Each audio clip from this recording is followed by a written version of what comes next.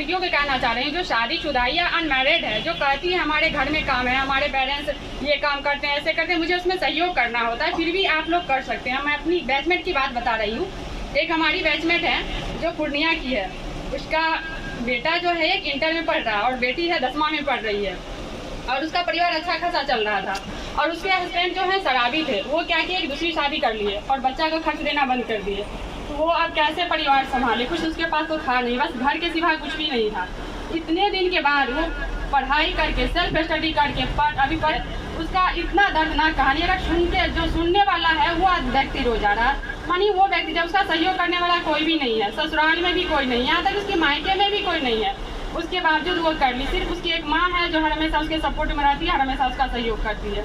तो वो अभी जब जॉब कर ली, उसके बावजूद भी उसके हस्बैंड मतलब मुंबई में रह रहा है दूसरी शादी करके, और वो लोग वही है, इसके बच्चा दोनों है, ये मतलब बहुत परेशान है, हर तरह से चाह रही है जो हम कर रहे हैं। तो मानिए जब वो इतना करते हुए, बताइए किसी का बच्चा इंटर में और 10वां में पढ़ रहा है, क्या वो अब पढ़ सकती है? तो आप लोग को क्या है, आप लोग अभी नहीं कर सकते हैं? आप लोग तो बिल्कुल कर सकते हैं। जब इतना आप सोच सके जिसका बच्चा इंटर में पढ़ रहा है, उसका पढ़ाई कब छूटा होगा? बहुत पहले छूटा हुआ होगा, लेकिन इस तरह उसका संघर्ष ऐसा आया, इसके सामने इस तरह का समस्या आई जो उससे जूझ के लड़के आगे आ गई, तो फिर हम आप क्यों नहीं कर सकते हैं? जब मैं उसकी कहानी सुनती हूँ तो मुझे, जब वो बताती है तो रोना आ जाता है एकदम, बोलते हैं दीदी रहने दीजिए।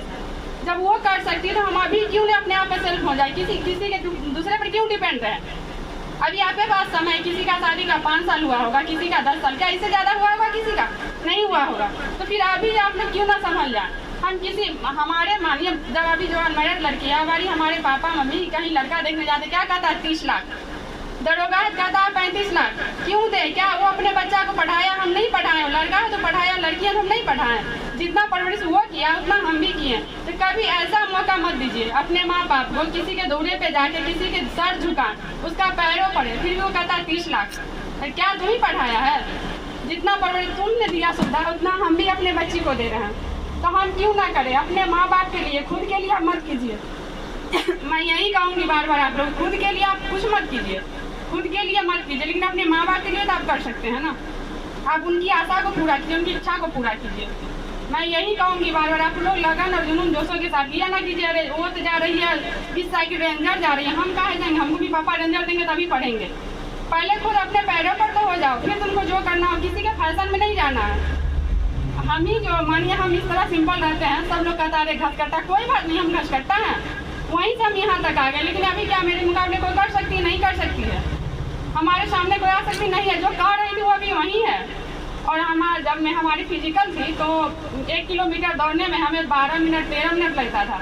और हमारे किसी के ऊपर कभी हंसना नहीं चाहिए। क्या पता आज जिसके ऊपर हम हंस रहे हैं, पता नहीं कल वही हमारे ऊपर हंसे। कभी किसी को निगेटिव नहीं सोचना, किसी को हम पॉजिटिव नहीं सोच सकते हैं तो निगेटिव भी नहीं सोचना चाहिए। और बिरहा से जो भी अगर हो तो उन लोगों को शायद पता होगा, एक ममता थी, ममता नाम की लड़की थी जो कांस्टेबल में थी। जब वो पढ़ने यहाँ आती थी तो लोग उससे बैठने नहीं देता था, क्या वो जोड़ उठा जाती, उसको 20 या 25 जोड़ने दे देते थे तो उसको जोड़ भी नहीं पाती थी। लोग सब उसमें बहुत मजाक उड़ाता था।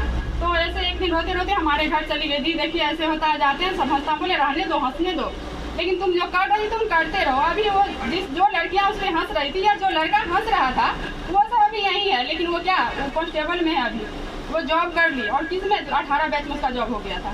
अभी वो जॉब कर रही है, जो जोड़ नहीं जानती थी लेकिन मेहनत के बदौलत वो जॉब कर ली। और जो अच्छा बच्चा था, जो हंस रहा था, उसको बैठने नहीं दे रहा था, वो लोग अभी यहीं बैठा हुआ है। बहुत सारे बच्चा हैं हमारे नजर सामने ही है, जो उससे हंस रहा था वो बच्चा अभी यहीं बैठा हुआ है। क्या कभी किसी को मजाक नहीं हो? पता नहीं जो माइनस अभी 3 नंबर लाए हैं, या पंकज ही 71 नंबर लाया, क्या पता कब अगला भविष्य क्या होगा। अगला पता नहीं किसका नसीब साथ है, कहीं 71 से कहीं 60 पर ना रह जाए। अब जो जिसका -3 आया है वो कहीं 71 पर ना चल जाए। आगे क्या होगा ये हम लोग नहीं सोच सकते, कौन क्या कर पाएगा। तो कभी किसी की मजाक ना, एक दूसरे का सहयोग कीजिए, सहयोग करते रहिए। अगर मानिए किसी को हम ऊपर पहुंचा नहीं सकते, किसी को नीचे पैर भी तो मत खींचिए। मैं यही कहूँगी आप लोग अपने, हाँ कभी टेंशन में मत पड़िए।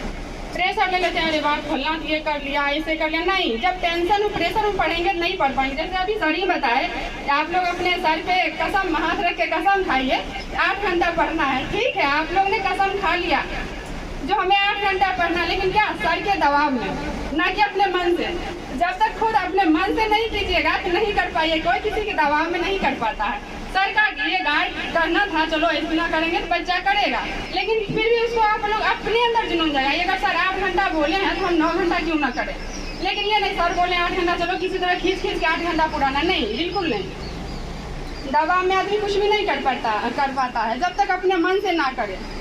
और मैं ये कहूँ, लड़कियां लोग खास कर कहती है जो 8 घंटा हम कैसे पढ़ाई करें, 8 घंटा समय नहीं मिल पाता है, तो क्यों नहीं मिल पाता। आप सुबह में खाना बनाते हैं या सुबह में तो आप लोग नहीं पढ़ने ही चले आते हैं, जाने के बाद 1-2 घंटा घर का काम, माँ का सहयोग जो भी है थोड़ा कर दीजिए।